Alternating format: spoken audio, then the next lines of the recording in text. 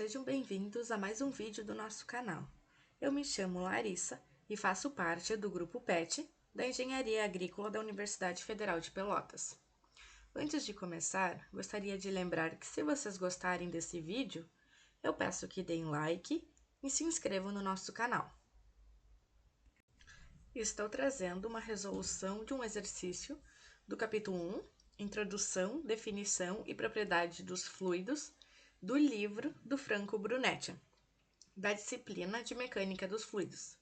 Esse exercício ele é muito parecido com o exercício número 1.20, e o enunciado diz: calcular o peso específico do ar a 300 kPa absoluto e 38 graus Celsius. Então, vamos aos dados que o enunciado nos propõe. A pressão de 300 kPa em valor absoluto e a temperatura de 38 graus Celsius. Ele está nos pedindo para calcular o peso específico. Temos que a fórmula do peso específico é o peso do fluido, representado pela letra G, por unidade de volume, representado pela letra V. E o que é o peso? O peso ele é a massa vezes a gravidade.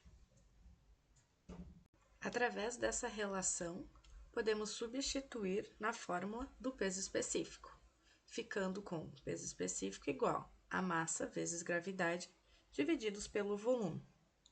Outra relação que devemos conhecer é que a massa específica é a massa do fluido por unidade de volume. Portanto, substituindo na equação, teremos que o peso específico pode ser igual a massa específica vezes a gravidade. O exercício ele está pedindo o peso específico do ar. E o ar é um gás, ou seja, ele é um fluido compressível. A sua densidade varia com a pressão, ao contrário da água, que geralmente é considerada incompressível. Como o ar sofre efeito térmico da temperatura, vai ser necessário determinar a massa específica em função da pressão e da temperatura. Então, no caso dos gases, eles obedecem às equações de estado. Então, considerando o ar como um gás perfeito, ele possui a seguinte equação para a massa específica. Massa específica igual ao P, que é a pressão absoluta, divididos pela constante R, que é a constante que depende do gás. Então, para o ar, o R ele tem um valor de 287 metros quadrados por segundos ao quadrado Kelvin. E divididos também pela temperatura. E a temperatura tem que ser absoluta, em Kelvin.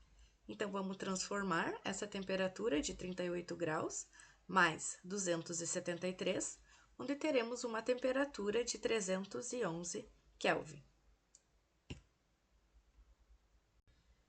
Então, agora podemos substituir os valores nessa fórmula. Então, a pressão ela está em quilopascal. Então, o valor de 300 quilopascal ele vai ser convertido, onde temos que pascal é newton por metro quadrado e newton é quilograma vezes metro divididos por segundo ao quadrado. Então, simplificando algumas unidades, vamos ficar com 300 vezes 10 na terceira, quilo por metro vezes segundo ao quadrado, divididos pela constante do gás, que é de 287 metro ao quadrado por segundo ao quadrado Kelvin, multiplicados pela temperatura, 311 Kelvin. Resolvendo essa conta, teremos que a massa específica tem um valor de 3,36 quilos por metro cúbico. Podemos cortar esse segundo com esse segundo, esse Kelvin com esse Kelvin. Aqui vai sobrar quilograma com esses metros, onde teremos quilograma por metro cúbico. Agora que temos a massa específica, podemos voltar para a nossa fórmula inicial, peso específico igual a massa específica vezes a gravidade, onde podemos substituir o valor da massa específica por 3,36 Como o exercício não deu nenhum valor para a gravidade, podemos utilizar o valor de 10. Então, resolvendo essa multiplicação, teremos o valor de peso específico de 33,6 quilos vezes metro, divididos por metro cúbico por segundo ao quadrado.